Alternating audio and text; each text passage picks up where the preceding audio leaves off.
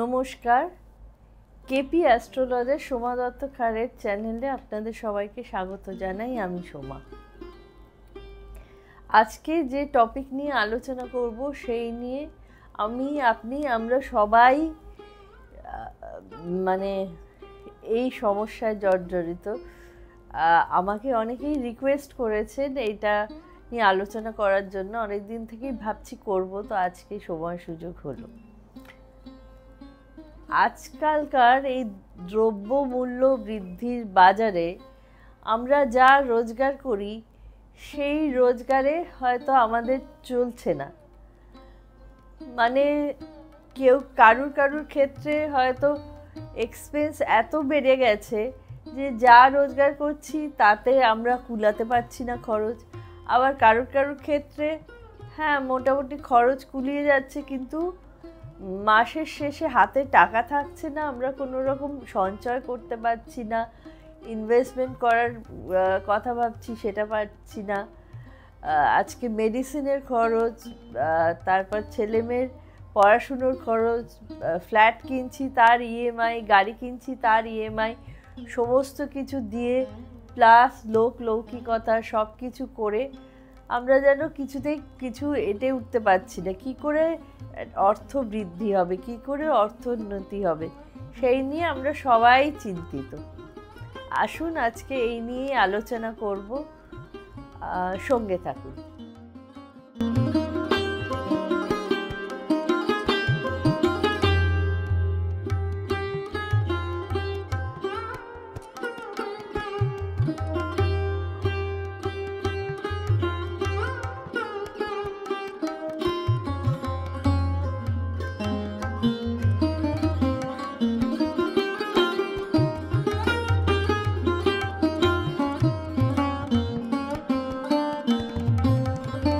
জ্যোতিষশাস্ত্রে বলা হয় কিছু গ্রহ এবং ভাবের সমন্বয়ে কিছু যোগ সৃষ্টি হয়, এবং বিভিন্ন গ্রহের যা এফেক্ট হয় আমাদের ওপর, তার ওপর নির্ভর করে আমাদের অর্থনৈতিক অবস্থা কেমন হবে।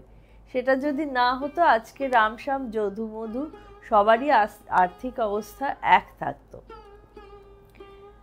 দ্বিতীয় ভাব থেকে আমরা যে কোনো জাতক বা জাতিকার আর্থিক অবস্থার মূল্যায়ন করে থাকি। তো দ্বিতীয় ভাব এবং দ্বিতীয় পত্তি যদি স্ট্রং হয় তাহলে বুঝতে হবে আপনার আর্থিক অবস্থা ভালো হবে। সবার আগে বলি, আমি যেটা সব প্রোগ্রামেই বলে থাকি, লগ্নভাব যদি আপনার স্ট্রং না হয়, লগ্নপতি যদি আপনার অশুভ কোনো স্থানে বসে থাকে, তাহলে কিন্তু সব কিছুই বেজার হয়ে যাবে। লগ্নপতিকে অবশ্যই শক্তিশালী বলবান করতে হবে। এছাড়া লগ্নভাব, দ্বিতীয় ভাব তো গেল, এছাড়া পঞ্চম ভাব, নবম ভাব, একাদশ ভাব, এই ভাবগুলোকেও কিন্তু শক্তিশালী বলবান হতে হবে। না হলে কিন্তু আমাদের অর্থনৈতিক অবস্থার উন্নতি করা মুশকিল হয়ে যাবে। পঞ্চম ভাবে আমরা লটারি, শেয়ার মার্কেট, এই সমস্ত যেগুলো হঠাৎ করে পড়ে পাওয়া 14 আনার মতো টাকা, সেই সমস্ত আর্থিক অবস্থার বিচার করে থাকি। নবম ভাব হলো আমাদের ভাগ্যকে নির্ধারণ করে, আমাদের ভাগ্যটা কেমন। যদি আমাদের ভাগ্যই আমাদের সঙ্গ না দেয় তাহলে আর আর্থিক উন্নতি হবে কি করে, ভাগ্য নির্ধারণ করে থাকে নবম ভাব। এবং একাদশ ভাব হলো আমাদের মনের ইচ্ছে, সেটাকে একাদশ ভাব বিচার করে থাকে। একাদশ ভাব আমার মনে একটা খিদে থাকবে যে আমি আরও অর্থ রোজগার করব, আমি আরও এটা করব, তবে সেই খিদেটা অবশ্যই ন্যায়সঙ্গত হওয়ার কথা। অনেকে অর্থ রোজগার করতে করতে এই র্যাট রেসে এমন পর্যায়ে পৌঁছে যায়, হয়তো তার বিশাল প্রতিপত্তি হলো, কিন্তু তার আসল কিন্তু মেরুদণ্ডটাই ভেঙে গেল। সে হয়তো সমস্ত মূল্যবোধগুলোই হারিয়ে ফেললো, সেটা যেন না হয় সেটা দেখতে হবে। এছাড়া আর একটা ভাব আছে যেটা অষ্টম ভাব। অষ্টম ভাব থেকে আমরা সম্পত্তি, মানে যেটা পূর্বপুরুষ সূত্রে আমরা পেয়ে থাকি, সেটা মার দিকেই হোক বা বাবার দিকেই হোক, সেই সমস্ত নির্ধারণ করে থাকে অষ্টম ভাব। তো এই সমস্ত ভাবগুলোকে বলবান হতে হবে। বলবান কিভাবে? এই সমস্ত ভাবে শুভ গ্রহ থাকতে হবে, বা এই সমস্ত ভাবপতি যে জায়গায় থাকবে, যেভাবে থাকবে, সেই ভাবাধিকারী যে গ্রহ, সেই গ্রহের সঙ্গে তার কিন্তু মিত্রতা থাকা উচিত, বা সেই এই ভাবাধিপতি যে ভাবে রয়েছে সেইভাবে যেন কোনো শত্রু গ্রহ না থাকে, একসঙ্গে বসবাস না করে, তাহলেই কিন্তু সমস্ত মুশকিল হয়ে যাবে। এছাড়া কিছু গ্রহ আছে যে গ্রহগুলো অবশ্যই বলবান হতে হবে, না হলে কিন্তু আর্থিক উন্নতি হবে না। সেগুলো অবশ্যই হলো বৃহস্পতি, শুক্র এবং বুধ। এ তো গেল সমস্ত গ্রহ ভাবের কথা। এগুলো থাক, এগুলোকে বলবান করতে গেলে অবশ্যই জ্যোতিষের সাহায্য নিতে হবে। মানে হয় এর কোনো শাস্ত্রীয় উপায়ে প্রতিকার করতে হবে, নাহলে কোনো রত্ন ধারণ করতে হবে, রুদ্রাক্ষ ধারণ করতে পারেন, কবচ ধারণ করতে পারেন, এটা একটা। কিন্তু সবার পক্ষে তো সম্ভব হয় না সব সময় এত ব্যয় সাপেক্ষ, এগুলো এত খরচ করে সমস্ত কিছু ধারণ করা, বা চটজলদি উপায়ে আমি আর্থিক পরিস্থিতিটাকে বাড়াবো কী করে, এরমও অনেকে ভাবে। তাদের জন্যে আজকে কিছু টোটকা নিয়ে আমি আলোচনা করব। এরকম প্রোগ্রাম আমি আজকেই প্রথম করছি, কারণ এর আগে আমি কখনো কোনো টোটকা নিয়ে আলোচনা করিনি কখনো। তো প্রথমেই যেটা বলবো, অর্থের দেবী হচ্ছেন মা লক্ষ্মী। তো দেবী মা লক্ষ্মীকে যদি আমরা সন্তুষ্ট রাখতে পারি, তাহলে অবশ্যই আমাদের আর্থিক উন্নতি হবে এবং আর্থিক অবস্থাও ভালো থাকবে।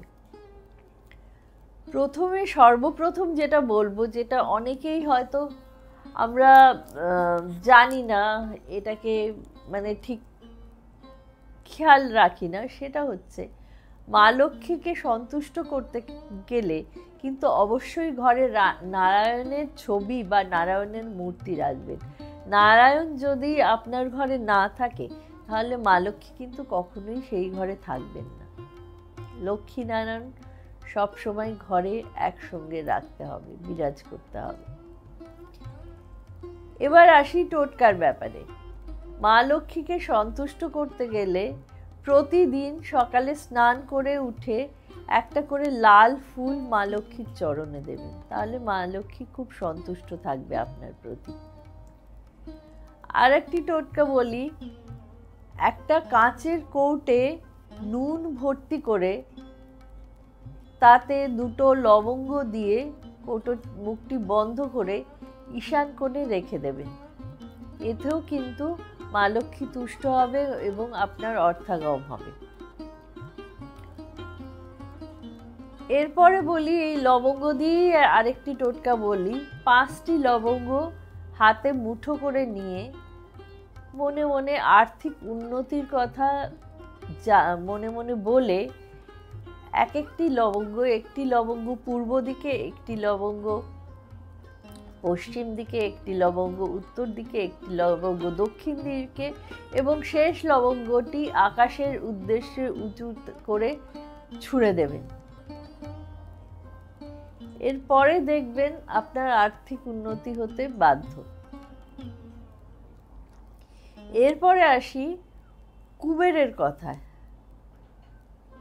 আমরা সবাই জানি মা লক্ষ্মী হচ্ছেন ধন সম্পত্তির দেবী, তেমনি কুবের দেবতা হচ্ছেন ওই ধন সম্পত্তি রক্ষা করার দেবতা। তো শুধু মা লক্ষ্মীকে তুষ্ট করলে হবে না, ধন সম্পত্তি হলেই তো হবে না, সেগুলো যাতে থাকে আমাদের কাছে সেটাও দেখতে হবে। সেই জন্যে ঘরে একটি কুবেরের মূর্তি বা ছবি রাখবেন, বেশ হাসি খুশি মূর্তি, এবং কুবেরকে হলুদ রঙের কোনো ফুল দিয়ে পুজো করবেন। আমরা অনেকেই লক্ষ্মীর ভাঁড়ে টাকা জমাই। এখন হয়তো এটা আগেকার দিনে তো রেগুলারই ছিল, বাড়ির বিশেষ করে মহিলারা হাতে হয়তো কোনো খুচরো পয়সা পেলেন, লক্ষ্মীর ভাঁড়ে ফেলে দিলেন। কিন্তু এখন নানা রকম হয়েছে, ব্যাংক হয়েছে, যেটা টিনের ব্যাংক, প্লাস্টিকের কৌটো, তার মধ্যে হয়তো ছোট ছেলে মেয়েদের হাতে দিয়ে দেওয়া হয়। তার আবার একটা চাবি থাকে, কখনো কখনো ওই চাবি দিয়ে লক খুলে টাকাও বার করে নেয়। এইভাবে ছোট ছেলে মেয়েরা হয়তো যাতে সঞ্চয় করতে পারে তার জন্য বাবা মারা দেয়। কিন্তু ওইসব টিনের কৌটো, প্লাস্টিকের কৌটো হবে না। আমি লক্ষ্মীর ভাঁড়ের কথা বলছি, যেটা আমরা ছোটবেলা থেকে দেখে এসেছি। একটা লাল রঙের গোল ভাঁড়, তার ওপরে একটা ছেদ করা থাকতো, যার ভেতরে টাকা বা পয়সা রাখা যেত। আমি সেই রকম ভাঁড়ের কথা বলছি। সেই ভাঁড়টি যদি ঈশান কোণে রাখা যায়, শুধু ভাঁড়টি বাড়িতে রেখে টাকা জমালেই হবে না, এই ভাঁড় কিন্তু রাখারও একটা পদ্ধতি আছে।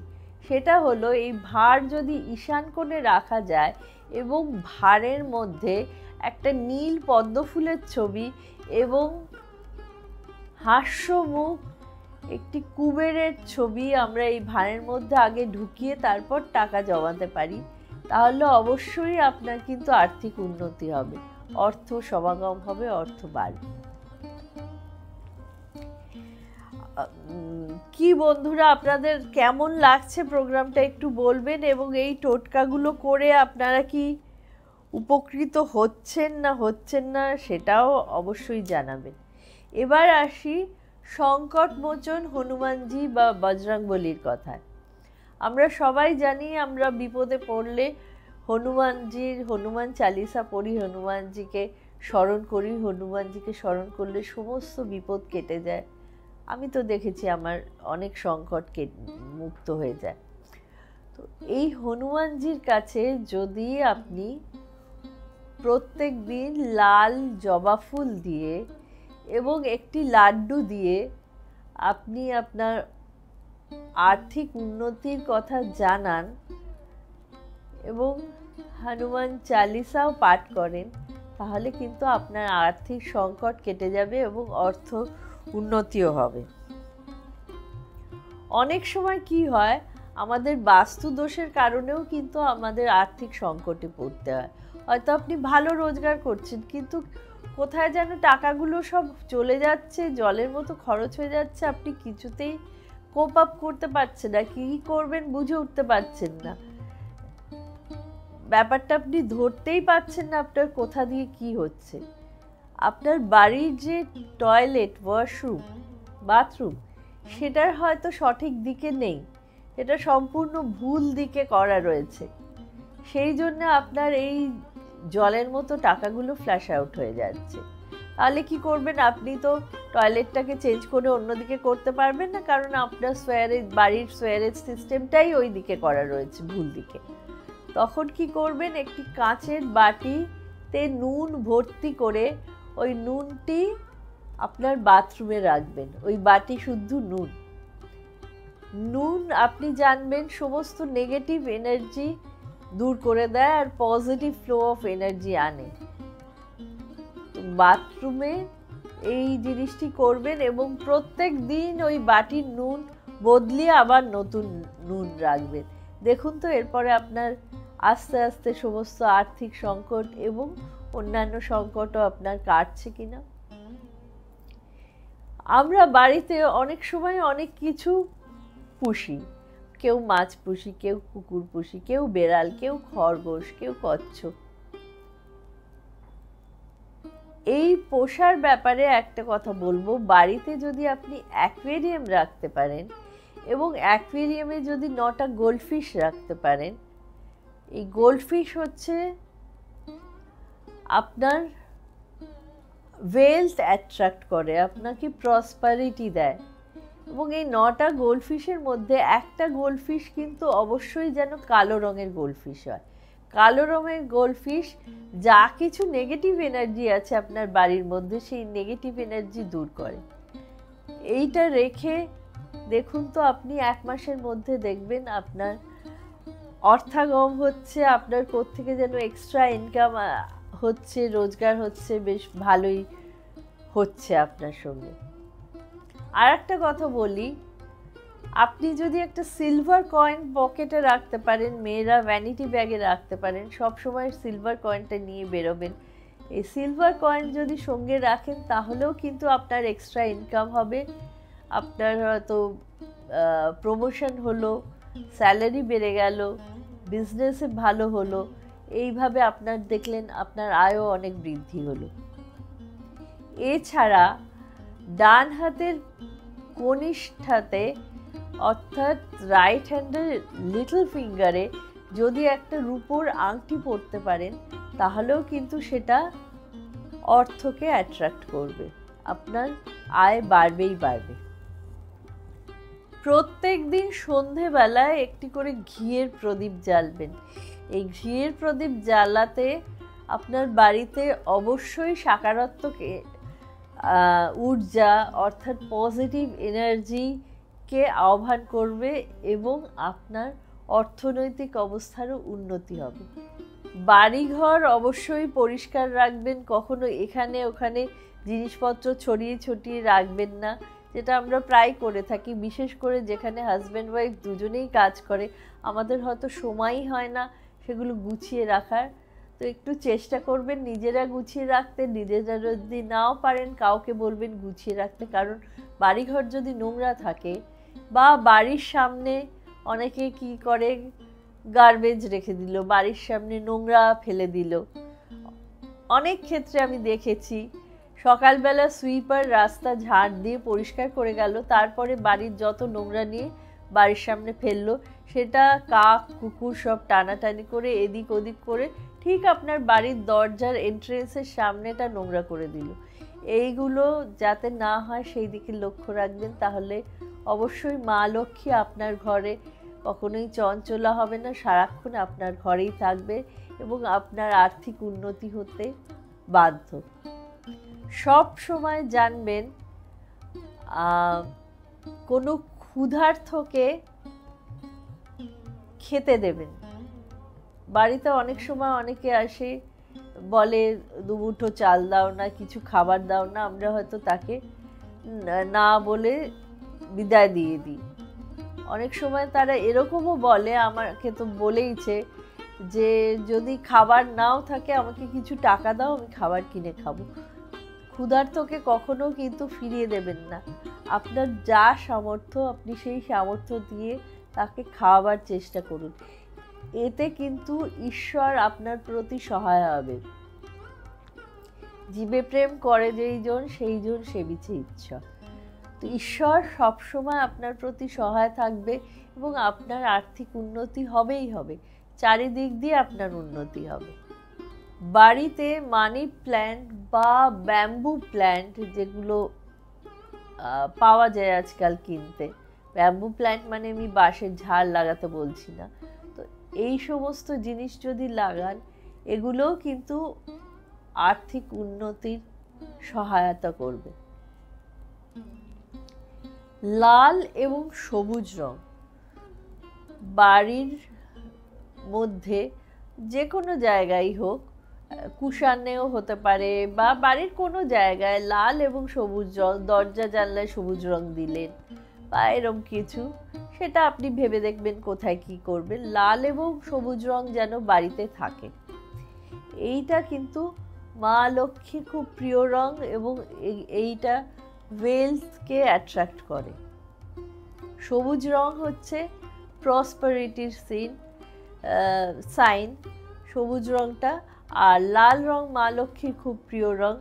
তো লাল এবং সবুজ রং যদি থাকে তাহলে বাড়িতে ওয়েলথ অ্যাট্রাক্ট করবে। আপনি যখন জামা কাপড়ও পরে যাবেন তার মধ্যে যদি একটু লাল এবং সবুজের ছিটে থাকে, দেখবেন সেই দিন আপনার খুব ভালো গেল, হয়তো সেদিন একটা আপনি কোনোভাবে এক্সট্রা ইনকাম করতে পারলেন বা কোনো আপনি নতুন কাজের চিন্তা করলেন বা নতুন একটা কাজের সুযোগ এলো আপনার কাছে, এটা করে দেখবেন। যেখানে আপনি টাকা পয়সা রাখেন সেইখানে একটা আয়না রাখবেন। আবার অনেকেই হয়তো লকারে টাকা রাখেন, এমন জায়গায় রাখেন, বলবেন আয়না ঢুকছে না, সেখানে ছোটরা আয়না রাখবেন। ছোট্ট আয়না পাওয়া যায়।